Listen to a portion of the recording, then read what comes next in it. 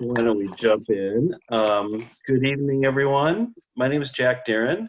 I'm a member of the structural assessment team, and my alternate Sierra Club identity is I'm the Illinois chapter director. I'm here with my teammate on this project, Mark Walters. Mark, do you want to introduce yourself? Sure. My name is Mark Walters. I am the former chapter chair for the Florida chapter and a member of the structural assessment project team. Hi, everyone.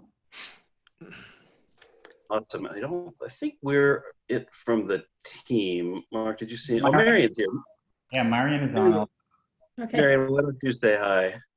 Hi, Marion Klaus. I live in Park City, Utah. Former Utah chapter chair, former Our Wild America co-lead, currently volunteer co-lead for the Land, Water, Wildlife work. Thank you. I think, we've got about a dozen people. I think we're a small enough group. It would be great to have people introduce themselves, maybe starting in the Eastern time zone with this. I guess just yourself and the team that you're on in the club. Norm Sharp, volunteer co-lead, Grassroots Network, South Carolina. That classifies as East. David Holtz.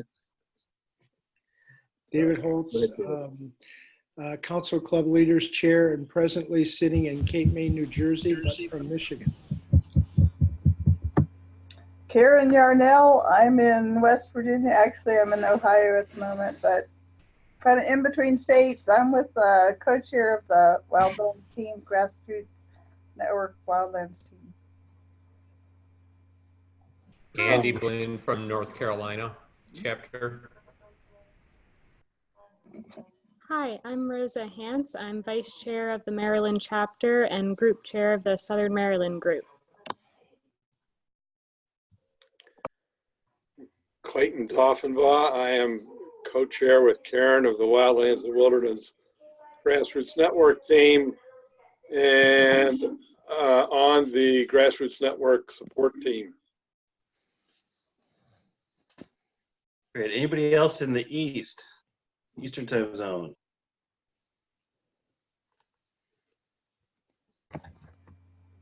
How about the Midwest? Central time. Sorry, I already did that. Thank you for leading the way, Clayton. Yes. Hi, this is Carrie Radloff, Northwest Iowa Group. I'm the group chair. Hi, this is Doug Orr. I'm chair of the Woods and Wetlands Group of Illinois chapter. Hey, Doug. Welcome. Hi, Jack. I just joined the call. This is Jane Kogi from the Shawnee Sierra Club group. I don't know if I'm supposed to be speaking up now, but here I am. Perfect, Jane. Welcome. Thank you. Thanks.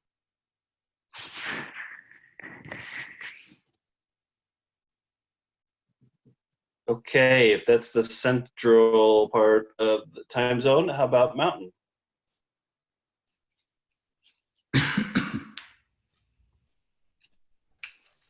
Well, that was me, but I went already, Jack. Hey. All right, how about West Coast?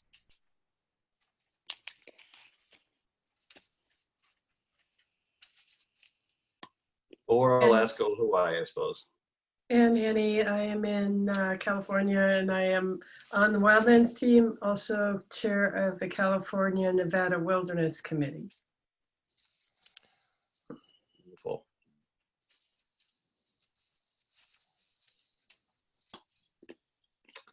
Okay, anybody not have a chance to introduce themselves? Great. Well, that's a great mix, I think, of folks at chapter group and national campaign levels, and we're really thrilled that you were able to join because we're hoping that you're going to be able to help us with this round of inquiry of the structural assessment. And we're going to walk through real quickly, we'll do real quickly what that is if you still haven't heard and where we're at before we walk through the exercise that we've developed to get feedback at this critical stage that we're at. And so what we're doing tonight is not actually directly facilitating feedback with this group as a group, but hopefully give you some familiarity with this particular deck and survey so that you'll feel more comfortable facilitating or helping to facilitate this same conversation with the team. Good to be back. Yeah. I'm waiting for vacation. Okay, and if we could mute when we're not talking, that would be super helpful. So looking at the slides now, Mark, thank you for loading those. So the structural assessment is a project I think that is really important to the future of the organization. Really quickly, this is a project that was commissioned by the board of directors about a year ago, and it was in response to a number of themes that were coming up from various change management processes in the club, from the Council of Club Leaders, from the chapter directors that had made some recommendations, a lot of which touched on the very structure of the organization that we all know and love so well. And we were charged with coming up with a bold potential solution to a Sierra Club structure that really would make us our best Sierra Club that we can be for the challenges that lie ahead. And the board gave us 5 criteria to look at. Mark, if you can do the next slide, that'd be great. There we go. Are you able to do that? And these are to enhance the size and power of our volunteer grassroots base and our capacity, to align our work and our internal processes with our work on equity, justice, and inclusion, to strengthen the capacity and the breadth of distributed local volunteer leadership, and recognizing the crucial role that they play in both as strategic decision makers and also grassroots activists. Streamlining decision making and establishing new practices that allow us to increase efficiency and the resources we need for substantive work, and reduce the resources that are needed to coordinate in this organization. And then finally, to enable us to readily and effectively share the complete story of our work in a state or community, and then to inspire and motivate donors, partners, and our constituents with that information. We are aware that there's a lot of change going on in the Sierra Club right now, and a lot of change. It seems 360 degrees everywhere we look. There's change in the organization, and as we work through the structural assessment project, we are definitely aware of and consulting with other things that are happening in the Sierra Club, like what had been called CEFA, or the Clean Energy for All project, and the restructuring of the program department. This has resulted in the Toolkit for Change that you may have seen, which is just rolling out across the organization over the last month, that really gets to how we coordinate our different campaign activities for maximum participation and effectiveness. The multi-year equity plan is also a major new initiative rolling out. Organizational values is a project that the board is leading. And with the structural assessment, all these things lead into the strategic framework for the next decade for the organization that the board is leading. So we get a lot of questions. Yes, we are aware of those things and doing the best we can to keep in touch with them, learn from what they're doing, and share learnings with what we're doing. Where we are right now is we're approaching about the halfway point of this work, and this is where and why this particular round of inquiry that we're in the middle of right now is so important. We spent the first months of this project really looking inward at the Sierra Club, essentially trying to document the status quo, and with a particular eye, of course, for the things that we love about the Sierra Club and that we really treasure and should be always part of the organization, whatever our structure is, but also with the keen eye towards what's maybe holding us back, or what are some of the problems or the things that we'd like to fix. And we had a round of inquiry, much like this one, back in June and July, where we asked some fairly simple but very important questions. and we got a lot of great feedback to that. And that was sort of the core of our internal research. And we've also been doing some external research as we've been looking at other organizations that aren't the Sierra Club, but maybe are somewhat similar in nature in that they are both powerful national organizations that strive to be very effective at the state and local level and coordinated across different campaign or program areas as well as geographic entities. We gathered just a month ago in Oakland, the team did, to reflect back on all that input from both inside and outside the organization and try to distill it into the questions that we're about to walk through and get the feedback of the organization on these, what we call opportunities and insights. The insights we're about to walk through are really the areas about the existing organization that we feel we're hearing should be focus of our efforts to change our structure. The opportunity areas are meant to evaluate and get input on what are the most important ways in which we might act on those.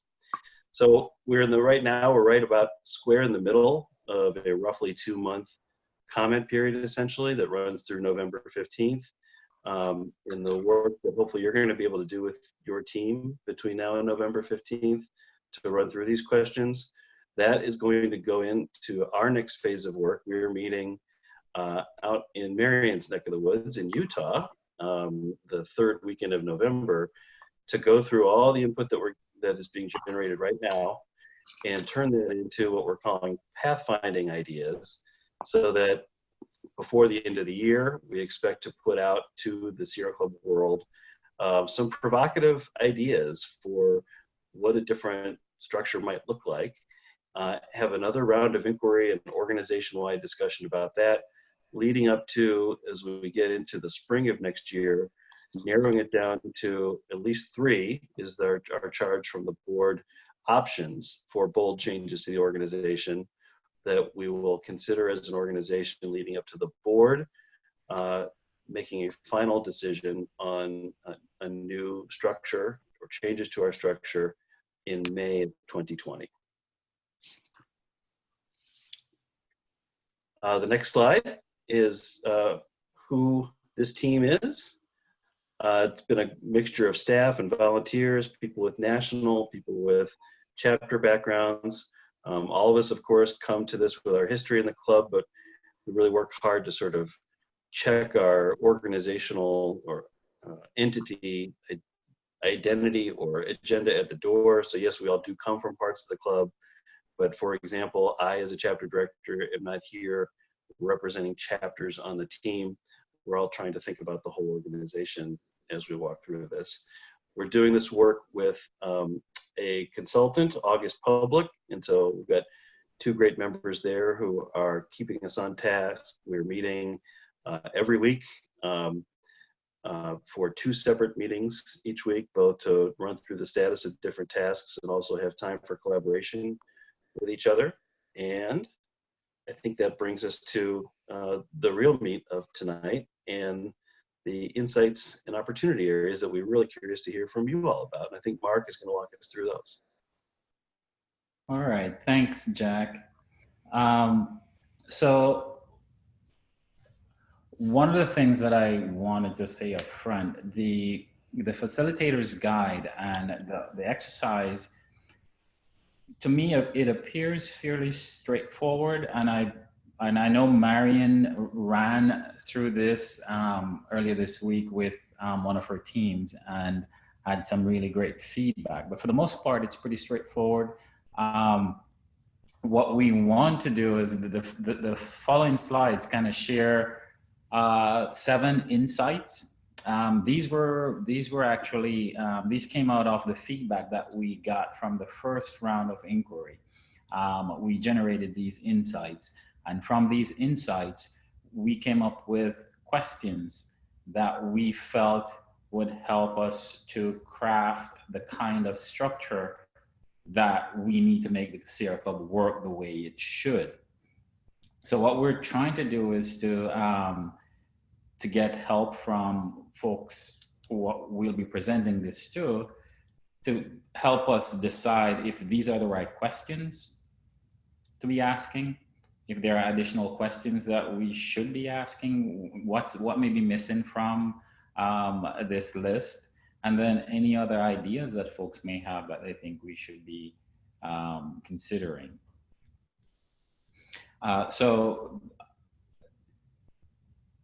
the feedback that we're asking you to do, one of the things that, so when you're doing this exercise with your team, there are a couple of things that you may want to do. First, one, if you haven't done so already, read through the request for proposals, because that will help to ground you in some of the things that the board asked us to do and what it is that we're trying to assess.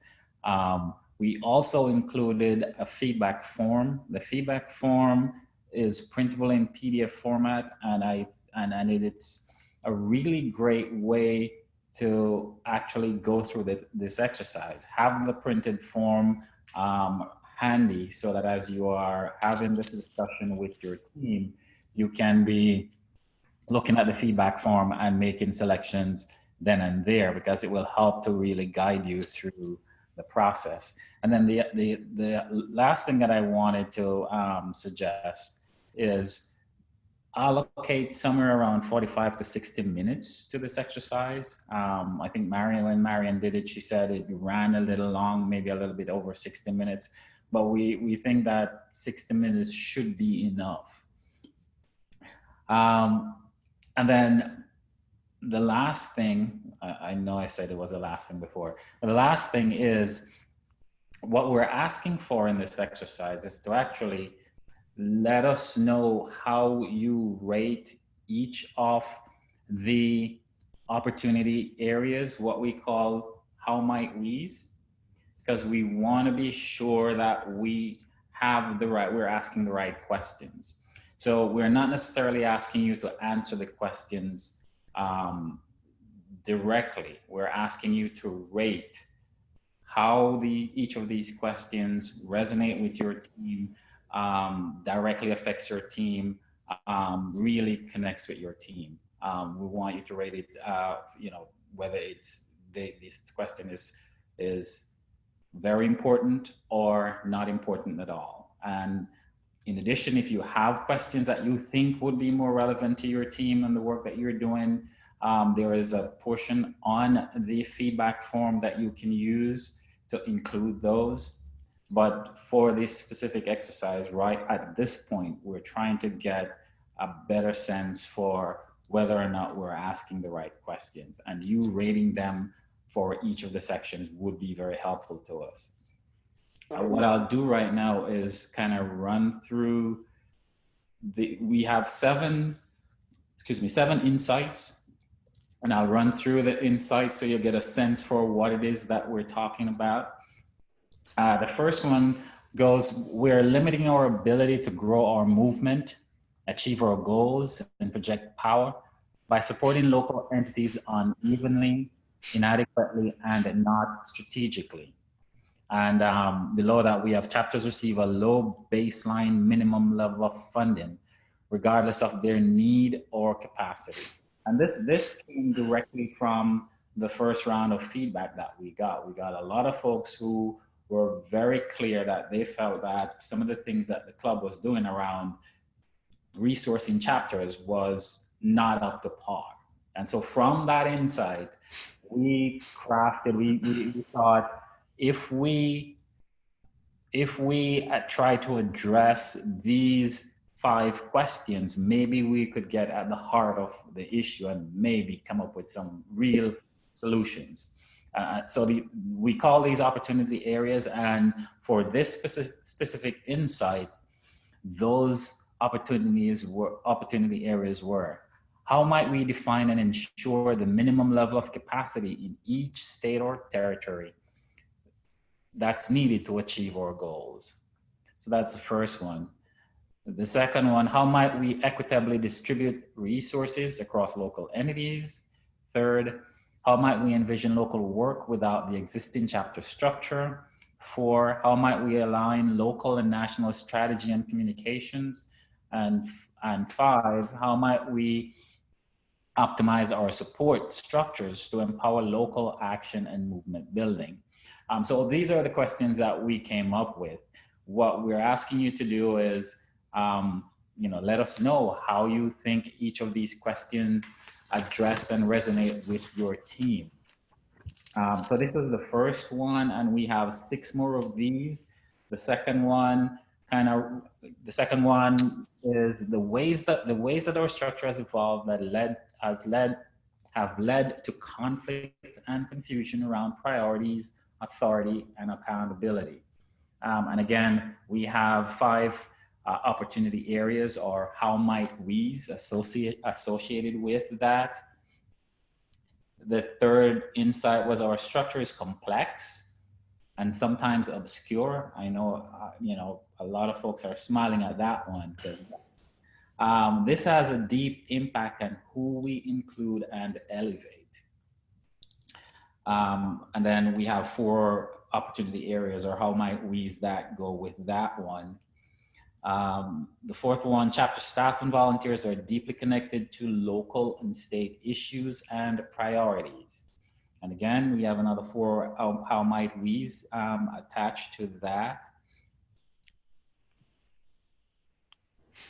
We aren't building enough trust or a strong sense of inclusion at local levels. That came up in many ways from so many of the folks that provided feedback in our first round. And again, we have 5 how might we's associated with that. And the same for the 6, our chapter national structure puts too much administrative burden on volunteers and chapter staff. And then number 7, our work is not connected enough to impacted communities and issues. We have damaged relationships that need to be acknowledged and healed.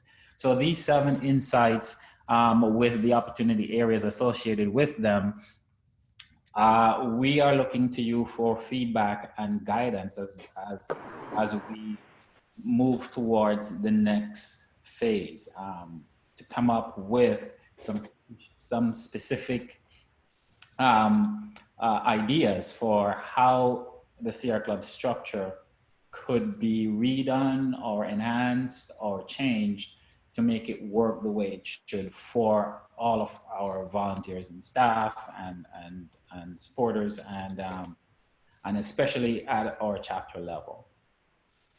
And again, I would suggest print out a copy of the feedback form, because it will guide you through the process. You can follow along, and as you're working with your team, you can simply include your answers on the feedback form, and then once you're done with your meeting, you can go online and input the responses. You can also do this exercise as an individual, so you have the option of doing it as an individual or as part of a team. And then the last thing I wanted to say is we are, as Jack mentioned earlier, we're meeting in Utah later next month, and we're asking that once you have done the exercise to please submit it by November 15th, because we want to have enough time to be able to assess and look at the feedback as we go into our next meeting, so that we can adequately look at the feedback that we're getting and help that to guide the rest of our work. And was there a question?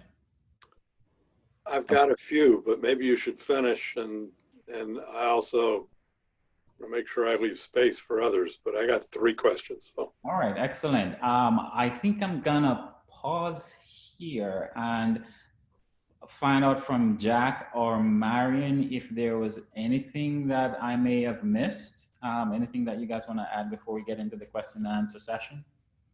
I don't think you missed anything. I thought that was great. I just made sure, I just did this with my Illinois chapter staff team a couple days ago. So I've got that experience kind of fresh. And just a couple of things that we ended up doing. Number one, I really would recommend an important role here is a scribe, for it's not you or not as the facilitator, but a second person to be the one to actually be working with the PDF survey as you're working through this, because I think it's just too much to try to walk through the slides and be the note taker at the same time. What we did, and this was a group, I think we had about 6 people in the room and 3 on the phone. And so what we did is 2 things that I thought were useful. As we were going through the 7 insights and opportunity slides, we had people kind of read them popcorn style, which is a way to kind of engage other people in the presentation. We paused after each slide, and then what we did is we just did finger voting on whether or not, as we read each opportunity area, whether people thought it was a 1, a 2, a 3, or a 4, or a 5.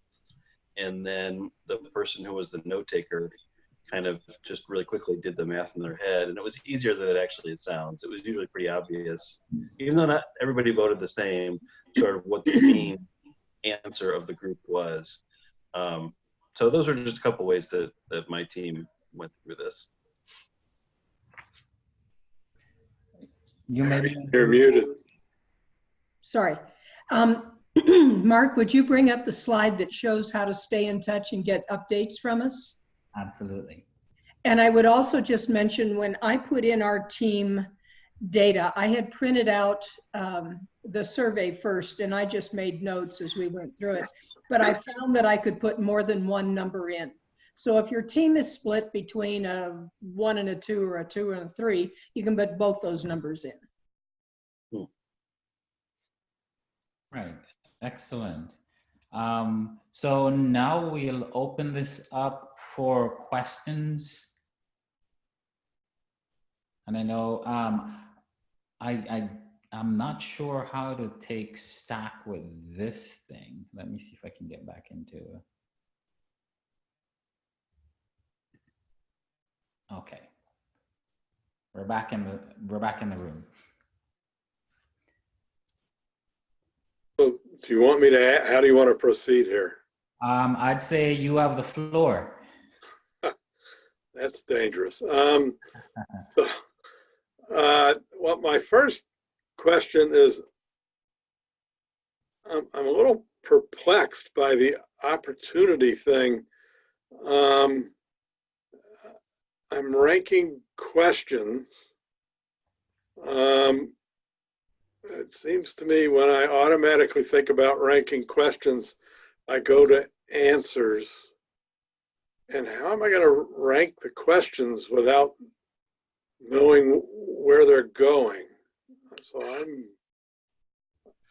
So it's a good question. Keep from my team too, Clayton. And I think my perception, and teammates, let me know what you think, is that, again, we're at this phase where we're really getting, the next phase that we're going to do with all this feedback is start to identify essentially what the answers to these questions are and what the answers look like in terms of structural changes.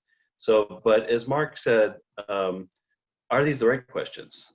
And there is both, your responses will tell us that in terms of if we find in your responses that these are not helpful. That's one place. And then there's also the narrative after each section for you to add really anything you want to say in addition to the quantitative assessment above. Clayton, I also found that very confusing, and I think, Anne, you can say that as well. But what you're trying to say is, how important or unimportant is this particular question to Sierra Club structure? You're not trying to answer the question, but everybody's tendency is to want to try and answer the question. or imagine what somebody else is going to answer. So yeah. I could add something to. Oh, I'm sorry. Oh, I was just going to add to what Marion said, because we gave her so much grief when she was trying to do this. And part of it was that we kind of, to what Clayton was just saying, if you don't know where the question is going. So if we say it's unimportant, it might be because we don't understand what it means. And we also might say it's important because we think we might know what it means, and we don't want to say it's unimportant if it is if it does mean what we think it means. But some of these questions are pretty ambiguous. So that was where we gave Marion a lot of grief. Okay. So you guys are ready for grief then? I think you're prepared and practiced. Okay. Another question I had was, and the one about trust is the one that stuck with me, but it seems like there was another one.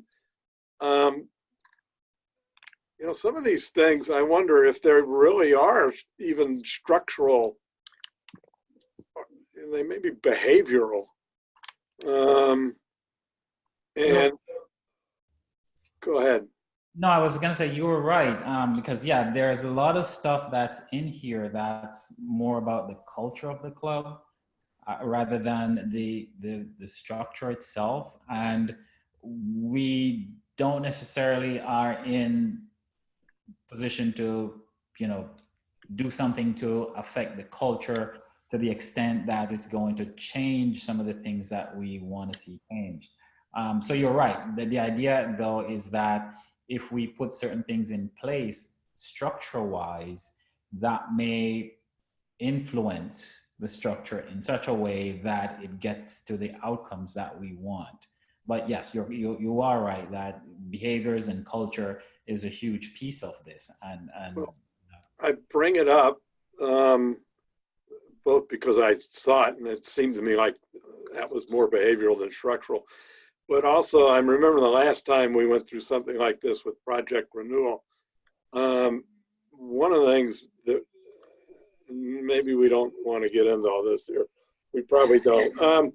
But I thought that in a lot of ways, Project Renewal tried to address behavioral issues with structural answers and failed.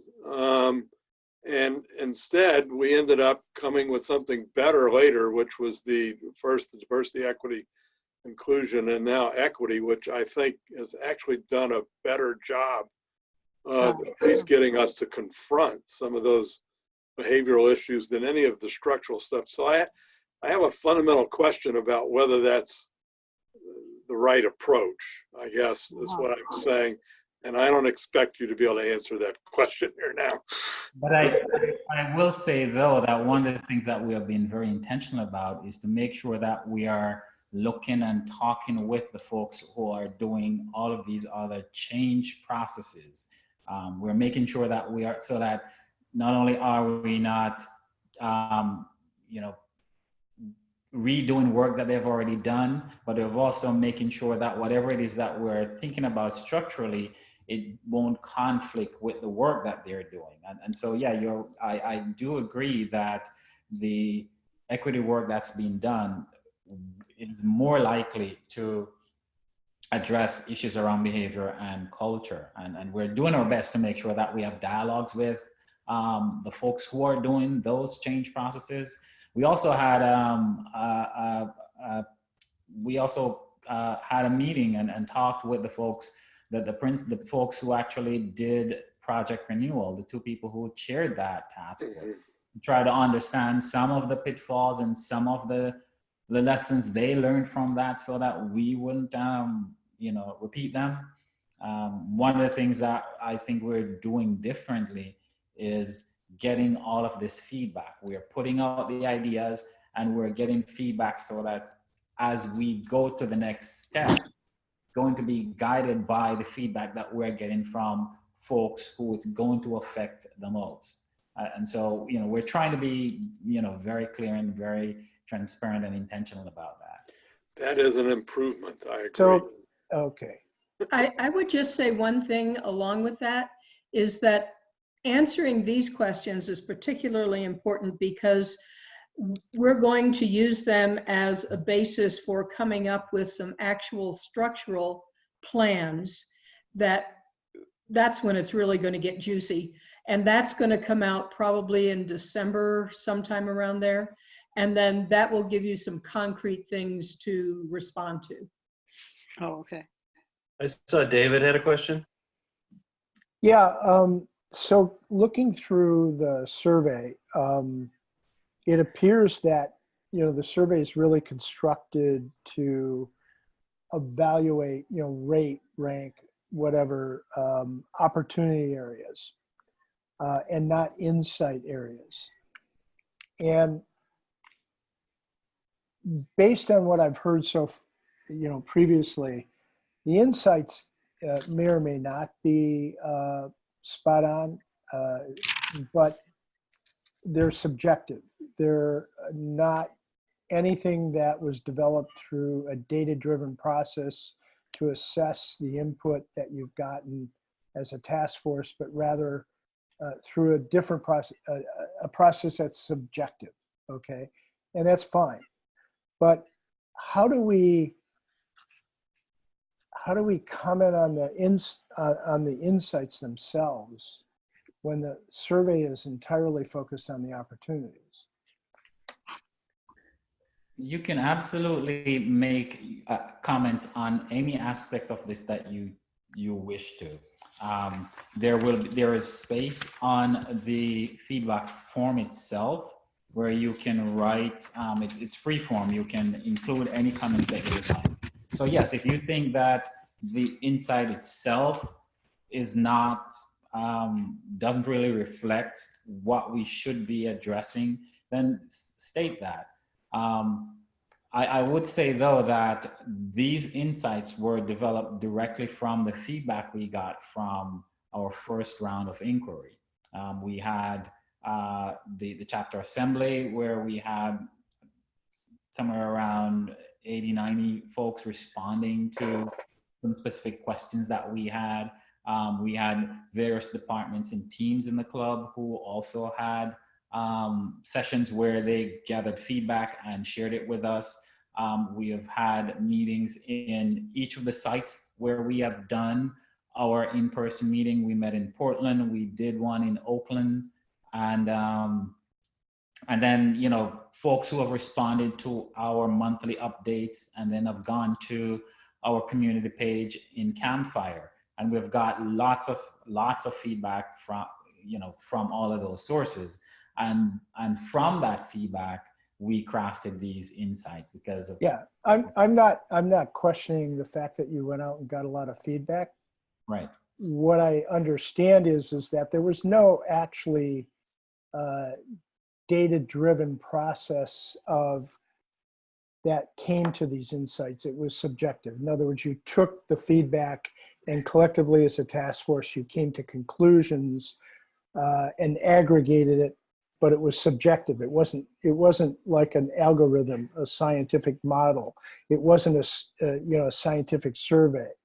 And so at least one of those insights, the first time I looked at it, I said, I just don't even agree with the premise, okay? So the way the survey is constructed is that the metrics are going to be driving the outcome, and the metrics are focused on the opportunities, which are linked to an assumption that the insights are something. If you answer the opportunities, you're basically validating the insights. So right. I just wanted to know basically what the process would be to comment on the insights themselves. Thank you. David, when you look at the actual survey, you will see that it follows these slides that Mark showed you very closely. So you see the insight as the heading, and then you get the questions, and then at the bottom you have a chance to comment. So you can comment on each insight in that box that goes along with that insight. No, I get that, Marianne, but I do surveys, so I'm really familiar with it. And you are actually doing a metric on the opportunities. In other words, people are ranking those, but right. You're not doing those on the insights. So that will default to a passive response, and that will skew the results. Yeah, I can see that, yeah. Right. Yeah, I do understand that, David, because yes, since we're asking for ranking of the opportunity areas, we are assuming that the insight is the correct one. That the insight. Well, But you're also assuming that both, this is Jane Kogi, that all of them are equal insights, valued equally, as opposed to ranking the insights. Right. David, I would appreciate it if you would write that comment that you just made into your survey when you go through it, maybe as a person. Sure. Yep. And you know, I would even say, you know, I put up the last slide that showed how to get back to us, staying in touch. You know, send a quick email to structural assessment subscribe at Google Groups, because this is something that I think it's important enough that we may want to flag that early so that we take that into consideration as we're getting the feedback. So yes, I would love to get that, you know, love for you to send that to us right away instead of waiting until you do the survey with your team. Thank you.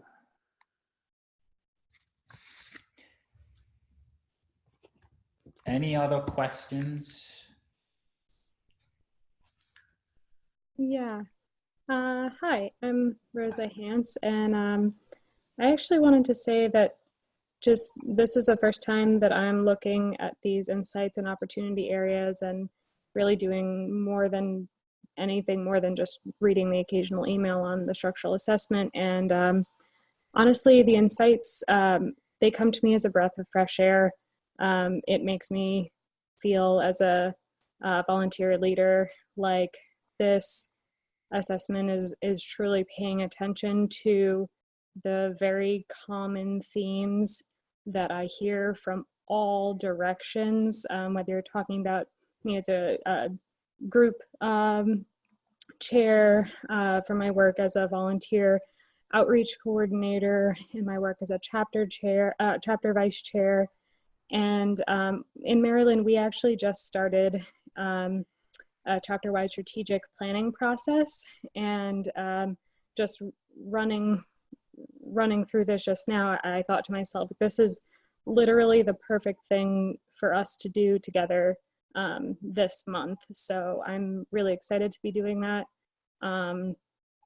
I will, you know, I guess we'll look at all of these things together and kind of fine tune and see if any of the insights seem off base with us. But on a personal level, I love this, and I'm really excited to work on it. Well, thank you for that. Good to hear. Thanks. And if you need help, if you need one of our team members to call in when you're doing the exercise, we are here. We're available to do that. You know, so awesome. I think I might do that. Yes. All right. Excellent. And this is Jane. I do want to, despite my question about, you know, the implications of ranking the insights, I do agree that there's definitely questions that I think would be helpful to discuss, and having us, maybe having someone from the team be there might indeed be helpful. It has to be in. The thing I'm wondering about is how soon it has to be in, but you're meeting early in November, or? No, we are meeting. Oh, sorry. Go ahead, Jack. November 15th. Okay. So we needed to have a special meeting because we just had our meeting for So we need the feedback by November 15th, and we're meeting in Utah the following week. Okay. All right. Thanks.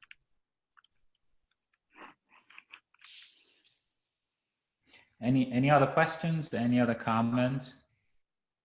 I got one other one. I want to kind of affirm Dave's comment, particularly in that maybe not always agreeing with the insights. But my question, it seems very chapter focused, which is a good thing.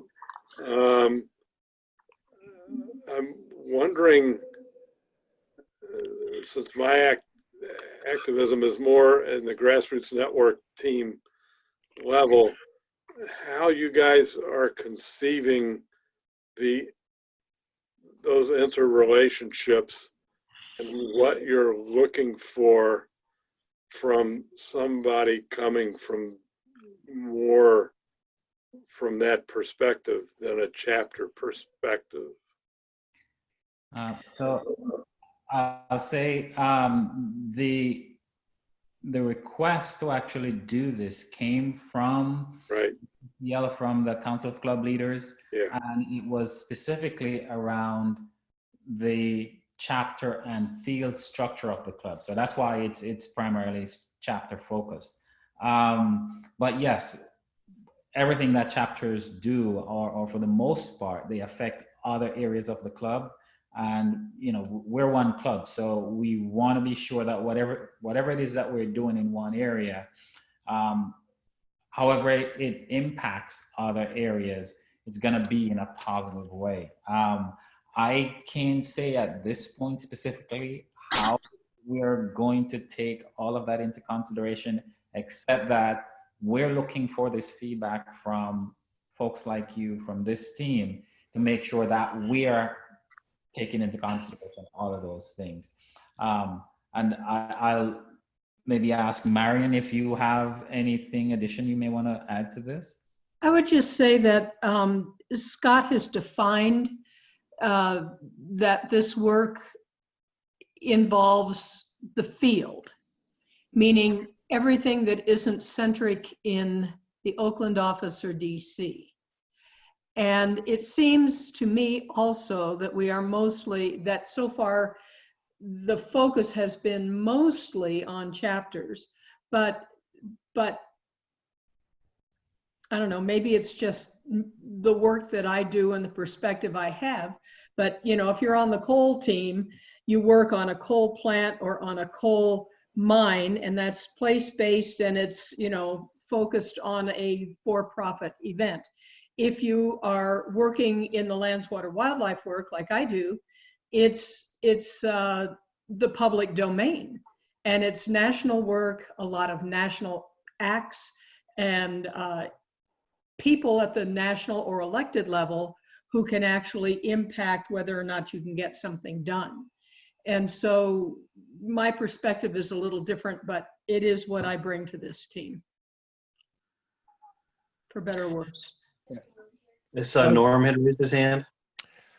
Yes, can you hear me? I have a few things.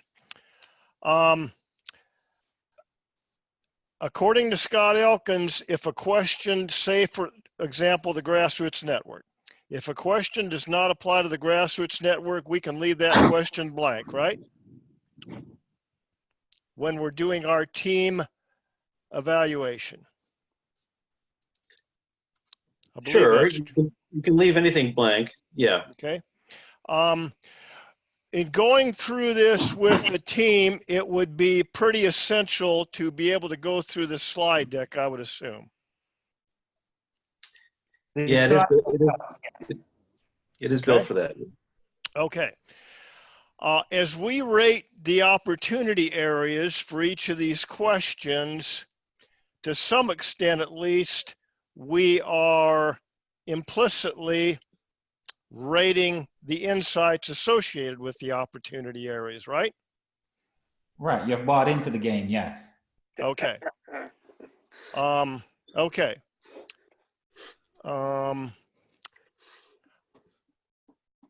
I guess that's all I've got for right now. This is David. Two additional things. One, when I was referencing the issue with insights and this sort of metric on insights, it was because when I went through the opportunities and the insights, I saw one insight in particular, I think it was number 2, that I said, I don't think this is right. But I would say generally, I really personally thought a lot of it was spot on. But I was really addressing the methodology question. It really, to me, I think there's a serious methodology question here that is, raises all kinds of questions for me about the validity of outcomes. So I just wanted to clarify that. Mostly I agreed with most of the insights. Second, I want to clarify something. You know, I'm chair of the Council of Club Leaders. We did not request this, okay? What we requested through a resolution was much more narrow, and it was focused on an evaluation of Sierra Club structures as it relates to equity relative to small chapters. And I've made that point with Scott Elkins a couple times. I think it's been clarified on the website, on the Campfire site and all that, but I just want to clarify that. This was not a request of the board. Our request was much more narrow.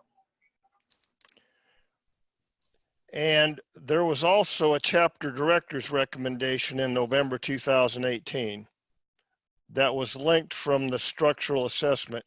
In fact, in the overview, it's on the very first sentence of the overview of the structural assessment on Campfire. Very first sentence.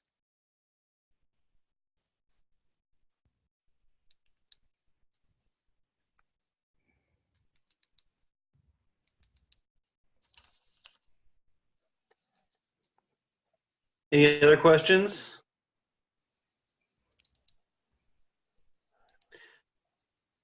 I would just add, I think that yes, team members would very much like to be available if you think it would be helpful in walking through this with your teams. If it's possible to request that a week before your conversation, that would be ideal. That way we'd be likely to catch that request and air it at our team meeting and find someone who's available. If you can't, feel free still to try for sure, but a week would be really ideal to know about that need. And I guess you could reach out to myself, Mark, or Marion. And I think that email address probably at the on the stay in touch slide would also work.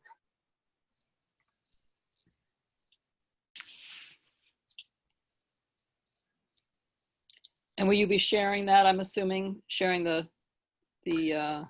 PowerPoint. I think Mark's putting that back up now. The PowerPoint actually is, all these materials are linked to the invite for this event. Right, right, okay.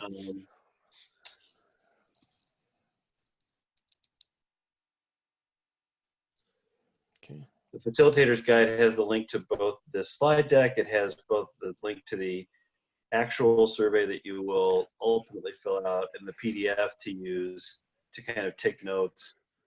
The reason for the two, I forget if we touched on this, but the actual Google survey that you'll fill out doesn't allow you to, it's one question at a time. And we thought it'd be super helpful to see all the questions at the same time when you're getting a sense of the scale of what it's like to fill it out. That's why there's two versions of the survey, a PDF and the link. Ah, okay. May I ask a question? We still have time? Sure. Please do. Okay. When I contemplate trying to walk a team, a grassroots network team through this and give feedback, the thing that I imagine being most difficult to explain is why we are ranking the questions, the importance of the questions, when some of the insights, the terminology in the insights and the questions themselves are not entirely clear. So I have some trepidation about trying to do that when I'm not entirely sure what they mean, other than to the extent that Marion tried to explain some of the terminology and what was the intent. So I guess I'd just like to be very clear the intention behind asking us to rate the importance of the questions. Is it because the questions then will be, the most important questions will then be returned for direct answers? Or, will feedback on those questions actually be elicited?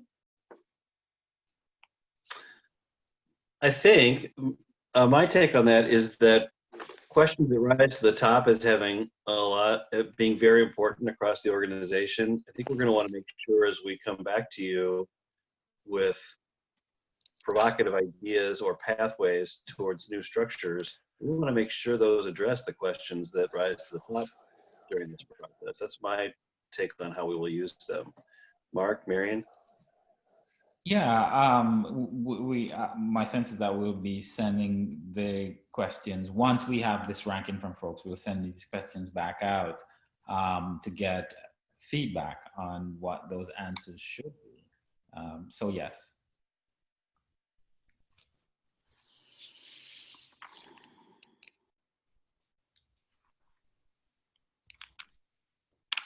Any other questions? We are at almost at the hour.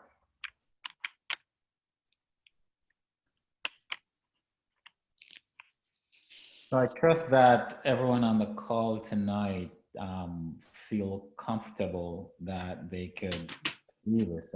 As I mentioned before, it feels pretty straightforward to me. But we wanted to be sure to provide this kind of support so that if anyone, folks have questions or wanted more clarity about the process or any aspect of it, we would provide it. And again, when you're ready to do this work with your team, our team members are available. Just reach out and we can be on the call with you to answer questions while you're going through this process. Give us a little lead time for that, but we will try to help out that way. Jack, Marion, anything you guys want to add?